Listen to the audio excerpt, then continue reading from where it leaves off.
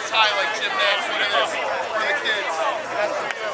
That's just for the kids. Look at me. Landon. There we go. I didn't even know the cameras were on. Are there cameras? I didn't know the cameras were on. Landon's got to talk. Yeah, Landon. Let's go. All right, have fun. Wow.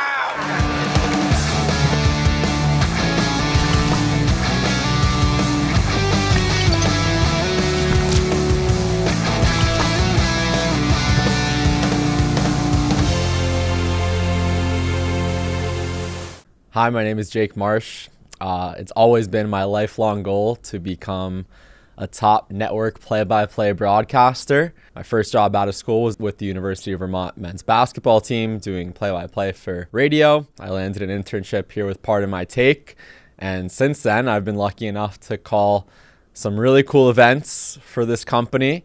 Most recently, the Barstool Sports Invitational for college basketball. We are bringing the Barstool Invitational to the Wells Fargo Center in Philadelphia. Game 1, 5 p.m., UAB versus Toledo. Game 2, Mississippi State versus Akron. I spend weeks and weeks putting together what I call my charts, which is basically a cheat sheet for any play-by-play broadcaster. It has every little piece of information on there about the team, the coach, each player. It ranges from stats, fun facts.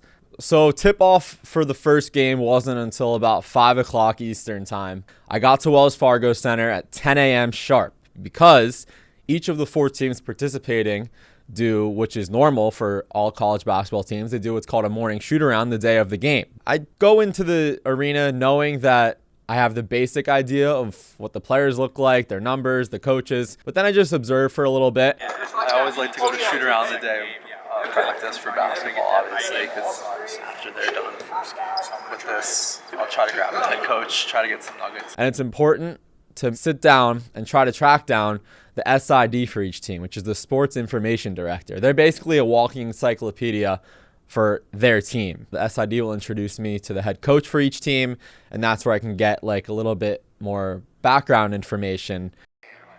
You're getting absolutely roasted right now. Bang! Come on. Okay, show me again. Come on. Show me again. If you're not, you can make it twice. Okay, you gotta go 3 in a row. You gotta go 3 in a row. There you go. Oh, yes. 2 out of 3. Dave and I are just gonna do what we do. They don't really, and if we fuck up, we'll just say we fucked up.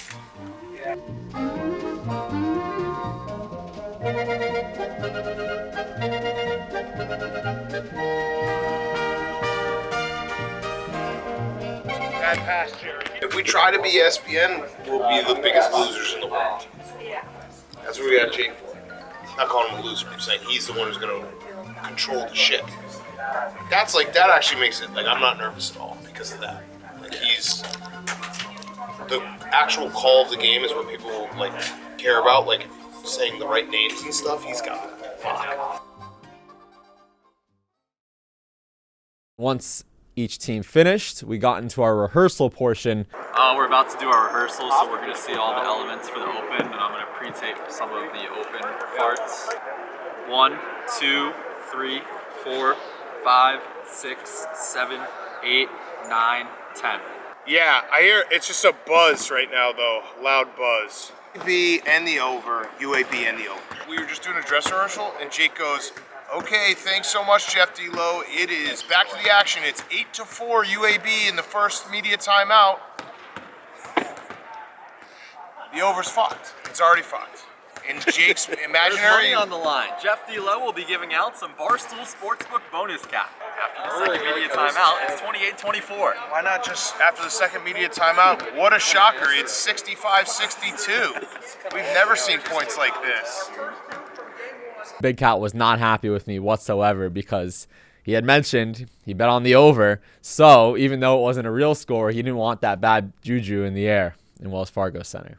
Me, Big Cat, Dave, we all had to go in our positions courtside and prepare for the broadcast. I kind of love to. I know, I don't know why you do. I can't. I like Jelly's Mac my guy. I love that. But a lot of other people spent that time in shooting around.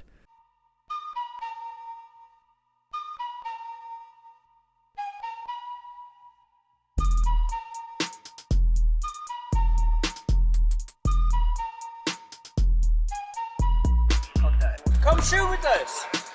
We're all having fun. No, we're having a blast. Come on out. This actually would be hell for me. Sitting in front of a basketball court while everyone's playing and I can't play. All I want to do is shoot. Look at Jerry, he's just talking. He's talking. Yeah, but I want to play. I want to play with the boys. Look at him, he's taunting me. This is not fair. Let me give a little video for the gram. Listen. Oh.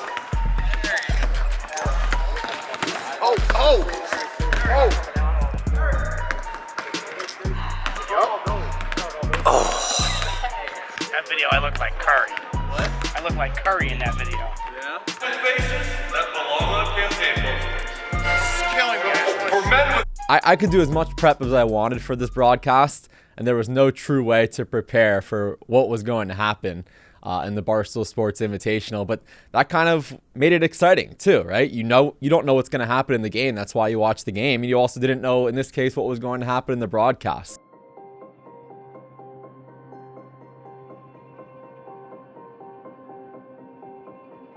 Table management can always be tough because there's so much information. There's only a certain amount of space. I got my laptop with the stats.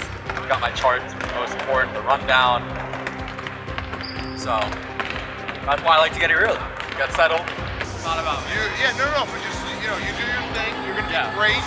But any mistakes or anything that happens, if you roll with it, it's even better. Right. Yeah. Ready to go. So as Big Cat does at every Rough and Rowdy, he sings the national anthem. Oh, say can you see by the dawn's early light what so proudly we hailed at the twilight's last gleaming. And that was the same case here. This time, instead of a ring, it was on the hardwood before we tipped off a couple of basketball games. Where does this rank among national anthems you've done so far? It's a big one. It's a big one. Never done one in a basketball arena. I got it. As we honor America with the singing of our national anthem, performed tonight for you by Big Cat. Oh, say can you see by the dawn's early light what so proudly we hailed at the twilight's last gleaming, whose broad stripes and bright stars through the perilous fight, oh, the ramparts we watched were so gallantly streaming, and the rocket's red glare, the bombs bursting in air, gave proof through the night that our flag was still there. Oh, say does that star-spangled banner yet wave?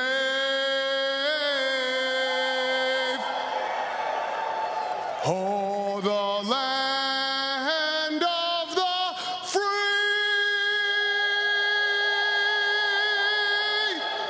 and the home of the brave. It was electric. I had goosebumps the entire time. Whenever the national anthem's happening before I'm calling a game, it's just a minute or two to like take in the moment. I know that sounds a little sentimental, but it's really cool to appreciate where you are. And when Big Cat's singing the national anthem, it's just like the cherry on top of the whole experience. So another thing that made this event stand out versus anything else you'll see watching sports is it wasn't just the broadcast perspective that would make it unique. If you were in the arena, you would notice how different things were as well. When a player falls on the court, usually someone comes and mops up the sweat. That person those people, I should say, were Jersey Jerry on one end, Rico Bosco on the other. No. Blocking foul. That could have gone either way. Jerry almost fell. Jerry almost hit the dust there. But he's right back up, getting the floor. You had so many employees in the stands. Hank was featured on the Jumbotron, chugging a Coors Light responsibly.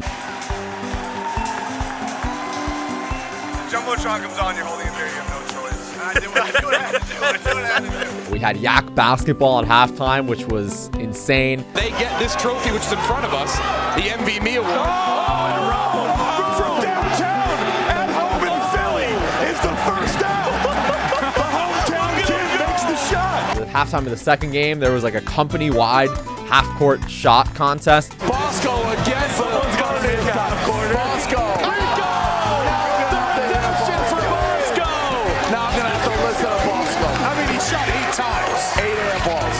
So the Barstool Sports Invitational, right when the idea was presented to me, I knew how unique of an opportunity this would be, both for this company and for the future of sports broadcasting. The reason being is that there really were no rules that we had to follow in terms of what we could and couldn't say. We're on camera, we're looking good. I said, there's nothing between them. I said, give me 25 grand responsibly, live first half, plus 7.5 Toledo. And I apologize for swearing to all the kids out there. I won't do that again. In terms of specifically the gambling, I have Dave and Big Cat in the booth with me, and they're just speaking what's on their mind. They're placing bets at the scores at the broadcast table. I gotta say something I'm pretty confident in. You're not gonna find any announcing crew, not only in Philadelphia, not only in the United States, the world, this invested in the second basketball game of the season on a neutral court, Mississippi Akron. But we are living and dying these last 2 minutes with a lot on the line. Hankerson, misses, the easy layup, potentially a disaster for the over. Davis for the over. Yes! He got it. And we have a couple of winners at the booth. I love this game. I love this game. And they're obviously rooting for their bets, so you have to integrate that into the call itself as well, which we haven't really seen in sports broadcasting before. Every time a close gambling line or an over and under comes up, whether it's the spread or the total, broadcasters usually tiptoe around it because that's what the other networks do. And there's nothing wrong with that, but as the legalization becomes more and more universal, I think we're going to see a lot more of what we saw in this tournament. Every little detail you can think of made this event more different than anything you'll ever see. So far in my career, I've been very fortunate enough to call some really cool events, but the Barstool Sports Invitational was the most fun I've ever had calling a game. I really hope this is only the beginning, and who knows, maybe in the next 2 or 3 years, the amount of games we're able to broadcast doubles or triples, and you never know what direction it's going to go in. So hopefully this is just the beginning, and we have more and more to come. I'm giving you my tie like Jim Nance. Look at this. For the kids. That's just for the kids. Look at me. Landon. There we go. I didn't even know the cameras were on. Are there cameras? I didn't know the cameras were on. Landon's got the tie. Yeah, Landon. Let's go. All right, have fun, man. Wow.